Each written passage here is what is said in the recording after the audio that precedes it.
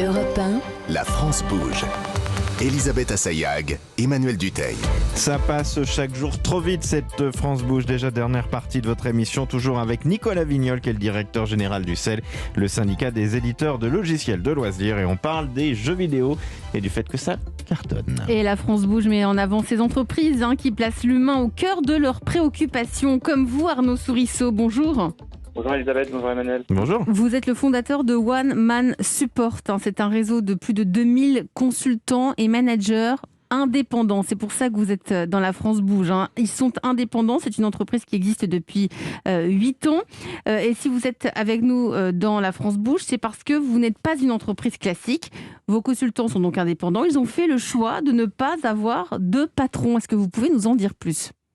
Oui, exactement. C'est des consultants qui sont en général passés par des cabinets de conseil traditionnels ou des managers qui sont passés par des entreprises traditionnelles et qui, à un moment de leur vie professionnelle, ont fait ce choix de se mettre à leur compte pour avoir plus de liberté, gérer aussi eux-mêmes l'argent, les honoraires qu'ils peuvent gagner en tant qu'indépendants et être leur propre patron, travailler à distance où ils le souhaitent, choisir leurs clients, choisir leurs collaborateurs également.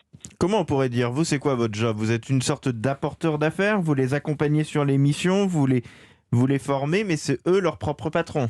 Exactement, ils sont leurs propres patrons et nous, on leur apporte des missions. Voilà, donc on joue ce rôle commercial pour eux parce que certains sont d'excellents consultants, d'excellents managers, mais n'ont pas forcément envie de s'occuper du commercial ou n'ont pas ce talent-là.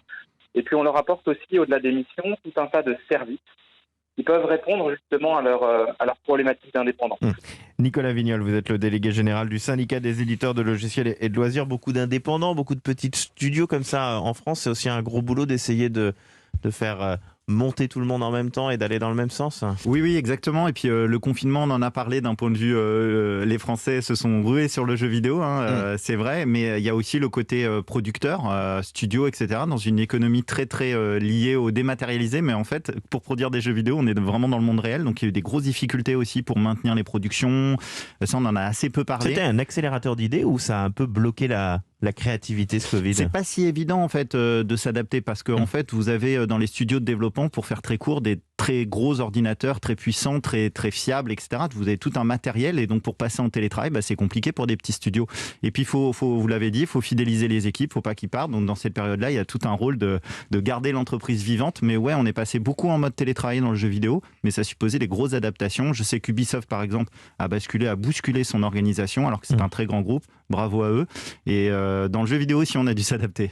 Et là, ça continue puisqu'on est en pleine 5e vague. Et donc là aussi, ça continue. Vous continuez à faire du télétravail, vous continuez à vous adapter. Beaucoup de télétravail. Beaucoup de télétravail. En tout cas, on a passé un excellent moment avec vous, Nicolas Vignol. Je rappelle que vous êtes le délégué général du syndicat des éditeurs de logiciels de loisirs, autrement dit, du syndicat des jeux vidéo. Merci à vous d'être venu dans La France bouge. Merci Emmanuel, beaucoup. Nous, on se retrouve demain. Et on change mardi. complètement d'univers parce qu'on va s'intéresser à tout ce secteur de la fourrure qui est en train de se réinventer à l'aune maintenant de la fausse fourrure et de tous ces produits synthétiques qui permettent quand même d'offrir des produits à tous ceux qui aiment ce genre de vêtements notamment. Donc on sera avec Ecopel. Qui est très innovant en la matière. Eh bien, on va découvrir tout cela demain. Dans un instant, le Flash, suivi de Christophe Ondelat.